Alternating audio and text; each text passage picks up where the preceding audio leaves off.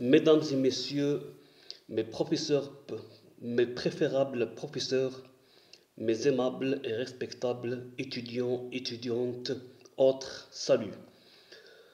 Dans cette nouvelle séance ou dans cet nouvel épisode, nous continuerons notre précédent et primordial sujet intitulé la comptabilité nationale. Donc, nous avons abordé, dans la séance passée, et entamé et énuméré les remarques concernant la confusion entre les branches, les sous-secteurs, et nous avons aussi éclairé quelques points sur cette confusion. Cependant, dans cette nouvelle séance, nous aborderons une autre classification, c'est la classification complémentaire. Et aussi, on va traiter un autre sous-thème intitulé les opérations économiques. Donc, les classifications complémentaires. Les deux grandes classifications en branches et en sous-secteurs ne sont pas toujours suffisantes. En effet, selon les besoins de l'analyse à mener, on peut être amené à utiliser l'une des classifications complémentaires ci-dessous. La première classification, c'est la classification des ménages par catégorie socio-professionnelle. Donc, les ménages peuvent être décomposés en catégories socio-professionnelles des chefs de ménage, par exemple les cadres, les employés, les ouvriers qualifiés, etc. Ces catégories peuvent même être décomposées en sous-catégories plus homogènes, afin de permettre des analyses encore plus fines. Le système des comptes économiques algériens prévoit la décomposition en employeurs et salariés. Parmi ces derniers, on distingue les salariés agricoles et les salariés non agricoles. Et les salariés non agricoles, par exemple les cadres, les employés, les ouvriers, etc. Ces décompositions sont nécessitées par le fait que tous les ménages n'ont pas toujours un comportement économique homogène. Ainsi, en matière d'épargne et d'accumulation, par exemple, le comportement des ménages employeurs est différent de celui des ménages salariés. La deuxième classification, c'est la classification juridique par secteurs sociaux.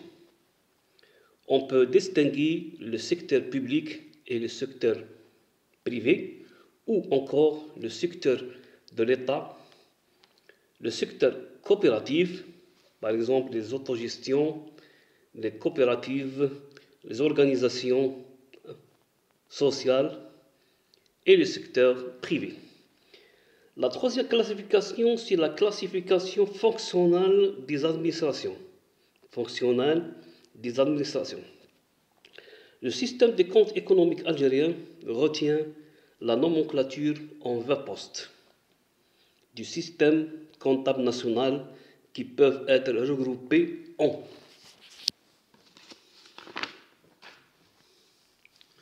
on a les services généraux, les affaires générales et les affaires étrangères, etc. La défense nationale, l'enseignement, la santé, la sécurité sociale et les œuvres sociales, le logement et développement collectif, autres services collectifs et sociaux, services économiques et divers et non ventilés. Donc on distingue également selon les besoins de l'analyse l'administration centrale, par exemple les ministères, les wilayats, les communes et les établissements publics. La quatrième classification, c'est la classification de l'extérieur. Classification de l'extérieur. Le système des comptes économiques algériens distingue dans le commerce, par exemple, les zones suivantes, les CEE, les pays socialistes d'Europe, les autres pays d'Europe, l'Amérique du Sud, l'Asie, pays arabes et Afrique, le reste du monde est indéterminé. On va maintenant traiter un autre sous-thème, c'est concernant les opérations économiques. Concernant les opérations économiques.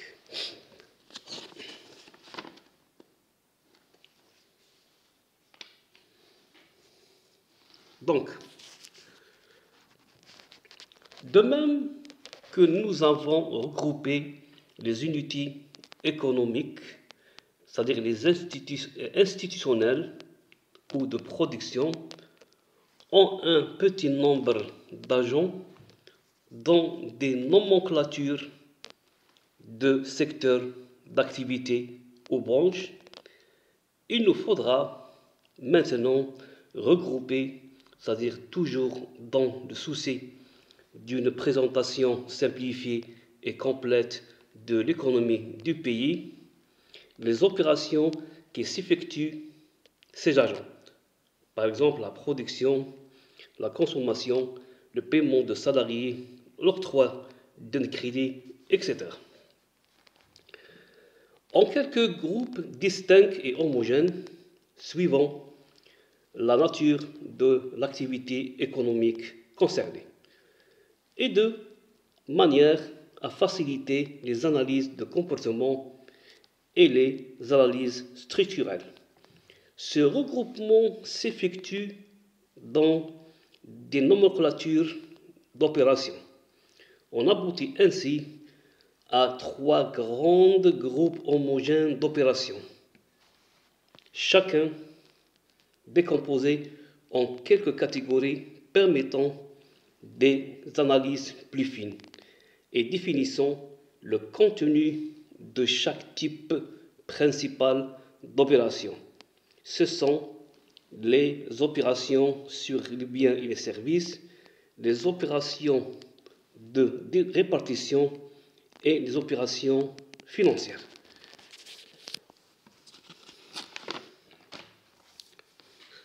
Donc, premièrement, on a les opérations sur biens et services, l'OBS.